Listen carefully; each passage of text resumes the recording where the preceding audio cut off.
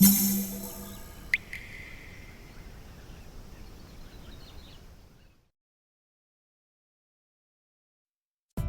うも、底辺アクアリスト黄昏です。皆さん、以前動画でアップしていた90センチレイアウト水槽のことは覚えていますでしょうか？忘れた方は概要欄に再生リストのリンクを貼っておきますので、そちらも見てやってください。初めての90センチ水槽ということで、いろいろと頑張っている水槽なんですが、なんだかんだ立ち上げ準備をし始めた動画を投稿してから2年が経とうとしています。最初に投稿したのは90センチ水槽を立ち上げるにあたって違う水槽を立ち上げた的な動画だったんですが、投稿したのは2021年12月。時が経つのは早いですね。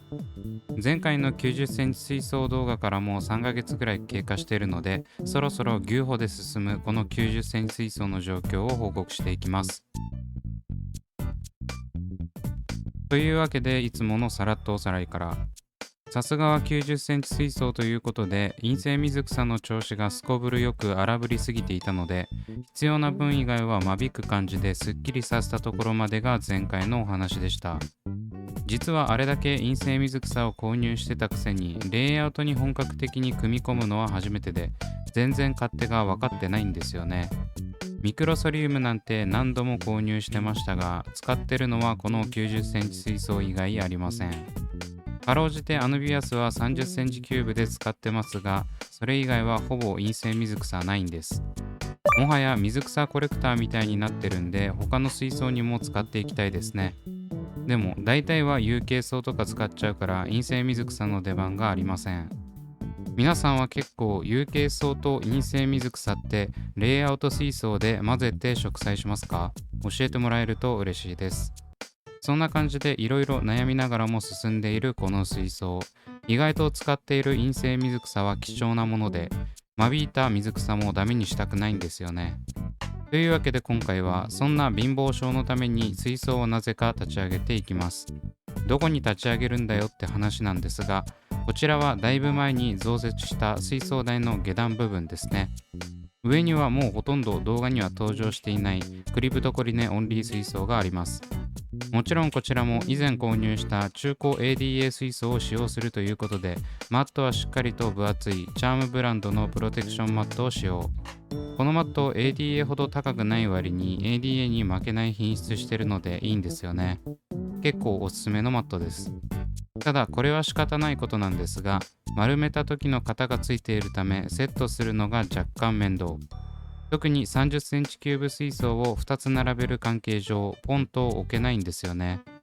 一度右側の水槽をセットしてからくるくるになっている部分を直しつつ、隣の水槽を設置しました。ここにセットするライトは、この当時はガチャで当てた千尋のスリムを使ってます。千尋はさすが大手メーカーだけあって、筐体の質感の良さが際立ちます。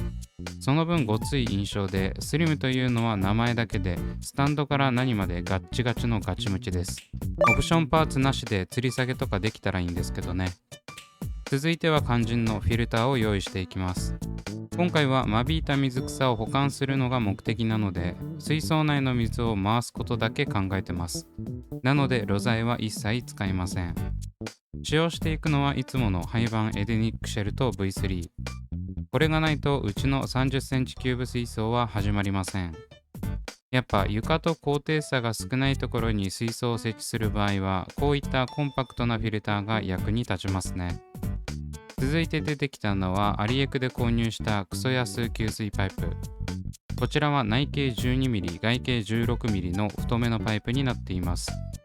以前動画でもお話ししましたが、給水側は絶対に径が太い方がいいということに気づいたので、本来エデニックシェルトの給排水は内径 9mm 外径 12mm のホースにしか対応していないんですが、そこに無理やり内径 12mm のパイプを取り付けます。その前にガラスパイプにメッシュフィルターを取り付けます。ちなみにこちらの今お見せしているメッシュフィルターは全てが中華製であるため個体差が結構あり、入らないやつはとことん入らないです。ご覧のように無理に入れようとするとガラスが割れて手がパックリの大怪我をする可能性があるため、温めるなどして柔らかくした上で取り付けましょう。自分は手袋をしていることに過剰な信頼を寄せているため、そのまま強行突破で取り付けました。続いていつもの異形ジョイントをかませて、内径の誤差があっても取り付けられるようにします。こんな感じでだいぶ短めに取り付けているのは、できるだけきっちりした長さに調整したいからです。コースだけなら柔軟性があるので多少たわみがあっても問題ないんですが、異形ジョイントはプラスチック製のため、ここの高さをしっかり合わせておかないとホースリーが外れたりして水がビシャビシャになる危険性があります。皆さんももしこういった異形ジョイントを床から近い高さにセットしている水槽に使用する場合は、このように原寸合わせて作業することをお勧めします。ここら辺もかっちり合っていると見た目的にも機能的にもいいですよ。というわけでフィルターの準備もできたので、肝心の水草をストックしていきます。まずはミクロソリウムイーストカリマンタン。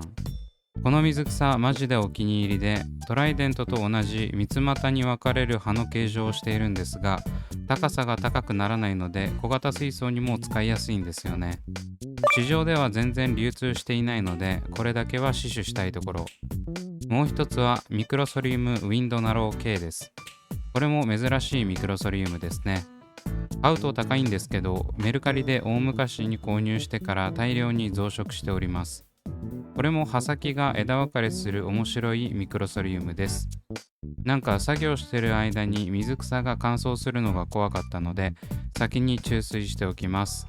正直水草ってちょっと焦げたり葉が溶けたりしても復活してくれるんですが、カラカラに乾燥してしまうともう元には戻りません。陰性水草だと特に絶望的なので、ちょっと目を離した隙に部分的にカラカラになってダメになることがあります。自分は水温を室温でコントロールするためにエアコンを使用。プラス常時サキュレーターを回して空気を循環させており、特に乾燥しやすいんですよね。サキュレーターだけでなく扇風機の風が当たってると数分でカラカラになっちゃうため、夏場に作業するときとかは気をつけておきましょう。そんなこんな言ってるうちに作業が終わりました。こんな感じでびっしり30センチキューブ水槽が埋まるくらいの陰性水草がストックされています。奥の右側がウィンドナロー系、中央付近がナロー、左側がイーストカリマンタンです。こうやって見ると結構高さがありますよね。30センチキューブ水槽だと後継層として使えるレベルの高さになっています。正直この長さまで育ってしまうと小型水槽では使いづらいです。だからなかなかミクロソリウム系は30センチキューブ水槽とかに使用できないんですよね。見たところほぼほぼ水面に到達しそうな葉もあるので、優に20センチは超えていると思います。陰性水草って流木の隙間とかの中継部分に使うことが多いと思うので、これは長すぎる。もしかして小型の水槽で管理してたら高さもあまり出ないとかいうことはあるんですかね。大型水槽だからこそこの長さになった可能性もあるかもしれません。